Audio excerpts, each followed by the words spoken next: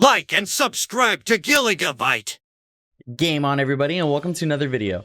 I've been working on this deck list and I'm finally ready to showcase it to you guys. Let's get started. Do note at the time of this recording, Orcust Hardcore is banned, but I'll let you know some of the changes I would make to include it. Starting off with the Orcust cards, I have 3 Gearsu the Orcust Mech Knight in a format ridden with Kashtira and everybody having the ability to play infinite impermanence and evenly match in the main. This card is a great, not only a good starter card, but a way to counter the current meta. Its first ability allows you to dump a Orcust or World Legacy card from deck to graveyard. And then this card is a 1-card combo into full Orcust combo. This card's second effect allows you to special summon a token to both sides of the field, and then while your opponent controls a token, if they're playing Kashtira, they won't be able to special summon Kashtiras from their hand, or any other deck, if they're playing infinite impermanence or evenly matched, they won't be able to activate it from their hand. I also play 1 Orcust Brass Bombard. This is definitely one of the weakest Orcust cards, but it's situational enough where it can come up. So I like to play one, but this one I can see why people would cut it. I also play 1 Orcust Symbol Skeleton. This card helps your grind game, and by banishing this card from your graveyard, you can target 1 Orcust card in your graveyard and then bring it back out to the field. I opted in to play 2 Orcust Nightmares. This is one of your best targets to send off of Gearsu or off of Foolish Burial. Without Harp Horror, this is basically the main go-to card to dump into the graveyard. Now, most people play 3 of these cards, but ideally I wanted to fit a different card in, and I'll go ahead and talk about it right now. I opted to play 2 World Wand. This card is actually not only because like Kashtira can banish cards from your deck. I wanted an extra copy because it kind of also comes up for the Bystial cards, because you can go ahead and banish your Orcust cards with your Bystial monsters,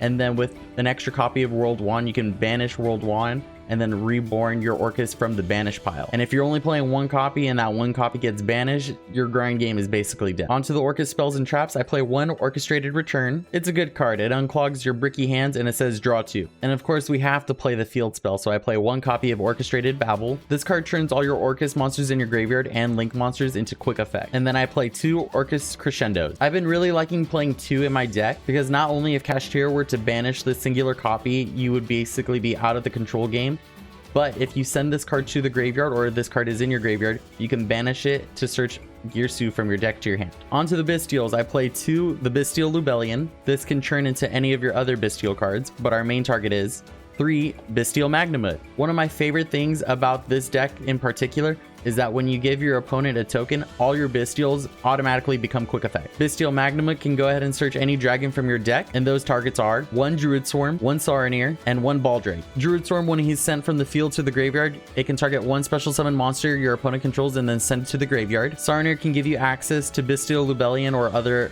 Bystial branded cards from your deck to the graveyard. And Bystial Baldrake has the ability, if your opponent special summons a monster that's a Ritual Fusion, Synchro Xyz, or a Link, you contribute 1 other light or dark monster, then target 1 of those special summon monsters and banish it. I also play 1 Branded Regain. This card endlessly recycles your Bystial monsters from your graveyard if your opponent normal or special summons a monster. And then if a light or dark monster is banished, you can go ahead and target it, recycle it back into the deck, and then draw 1 card. This can also be your opponent's cards that get banished. The synergy for the Orcust cards are fantastic for this deck, and because it's Bystial control, we play 1 Branded Beast. Once per turn during the main phase, if you control a Bystial monster, you contribute 1 dragon monster, then target 1 card your opponent controls, destroy it, and then during the end phase, if you can target a branded continuous in your graveyard and then reset it to the field, you would place it face up. It's honestly a great main deck answer to back row decks. Onto our other starter cards, I play 1 Armageddon Knight and 1 Dark Grepher. And to search those cards, I play 1 Reinforcement of the Army. That is essentially 5 normal summons in the deck, and they are all searchable. I also play the 1 Foolish Burial. It's a graveyard deck, so having a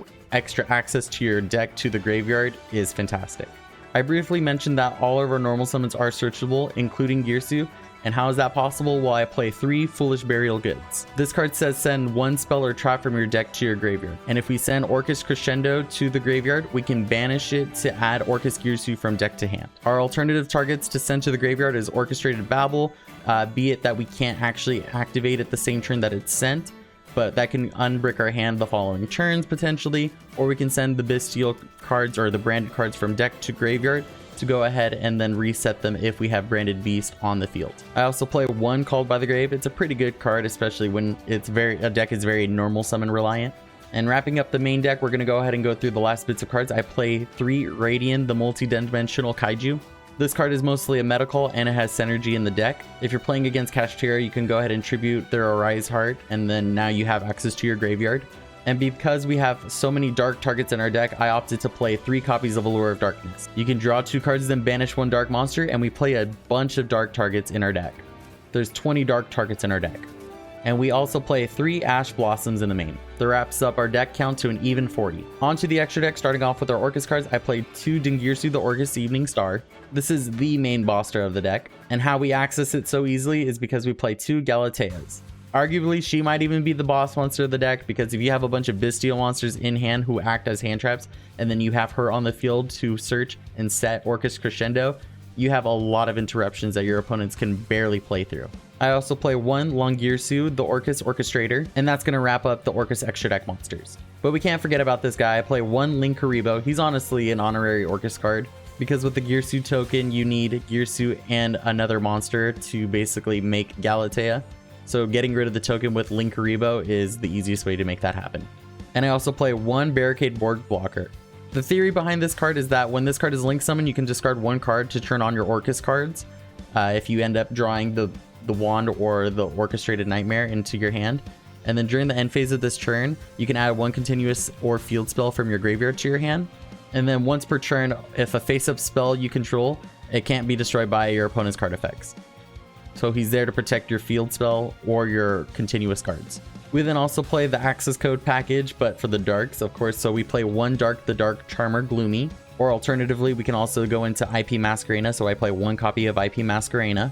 The best card to pair with IP Masquerena is Nightmare Unicorn, and we play 1 copy of Access Code Talker. He's there to help us push to break those big boards and go for game. Because Bystials are Dragons type, I opted to play 1 Hieratic Seal of Heavenly Spheres. Very rarely will you ever go into Seal's Pass, but it is also an option that we can go into. I also play 1 Divine Arsenal AA Zeus Sky Thunder. This card's a fantastic card to slap over your Dingirsu to basically board wipe the whole thing and then go back into endlessly grinding from your graveyard and banish and control the entire game state from there. The Bystial cards also give us access to rank 6 cards such as Beatrice. So if you end up having 2 Bystials on board, you can make Beatrice to also dump an Orcust card from your deck to your graveyard to turn that whole engine on. And I'm also trying this out. I opted to play 1 Wallow, founder of the Dirge Dragons. This card is super underrated, and I highly suggest you give it a shot. Moving on to the side deck, I opted to play 2 Infinite Impermanences. The only reason why I'm playing 2 is because I'm playing another card in the side deck, and this will make more sense, but Infinite Impermanence is one of the best hand traps in this format. So like I said, I'm only playing 2 because I'm playing 3 Triple Tactics Thrust. This card is technically, but not really, copy 3, 4, and 5 of Infinite Impermanence. If your opponent has activated a monster effect during this turn, you can set 1 normal spell or trap from your deck, except for Triple Tactics Thrust. And if your opponent controls a monster, you can actually add that card to your hand instead. So we're playing a lot of cool targets for this card, such as, well, of course, the 1 Triple Tactics Talent. This card says draw 2 cards, or take control of 1 monster your opponent controls, or look at your opponent's hand and choose 1 of them and shuffle them back to the deck. This card is broken. I also played 2 Dimensional Barriers. This card is great against Branded. Not only is it good against Branded because it's a fusion deck, if you end up coming up against a Ritual, Fusion, Synchro Exes, or Pendulum archetype, you can just use this card. It cuts them out of the game. And then an absolute staple for the format, I play 2 Evenly Matched. At the cost of your battle phase, clearing your opponent's board is such a nice trade-off. I also opted in to play 2 Eradicator Epidemic Virus. If you're playing Bystials, this card is always live. You contribute 1 of your Bystial monsters to essentially lock your opponent out of spells or traps for the next 3 turns. So those are a few different ways of back row removal that's searchable with Thrust, but I also wanted to include 2 copies of Cosmic Cyclone. This is essentially for any type of runic or sprite runic type of decks. Any card that kind of recurs itself, you just want to banish it. It's a really solid card. And the last card in our side deck, I play 1 Harpy's Feather Duster, which is also searchable with Thrust. I briefly talked about Harp Horror, and I'm patiently waiting for him to be released off the ban list one day. If he were to be unbanned and you would like to play this variant, the easiest cards to cut would be Foolish Burial. Depending on how many copies that are cut, just kind of see fit on how many go. I doubt that we'll ever go straight to 3. I would love for him to come back to 3 because he's the best Orcust card. But if he comes back to 1, you're definitely can easily cut 1 Foolish Burial Goods from your deck and then include Harp Horror. So that is the deck profile. Let me know what you guys think in the comment section down below. Like the video if you like the video. Subscribe for more Orcust related content. And I'll see you guys in the next video. I'm out of here.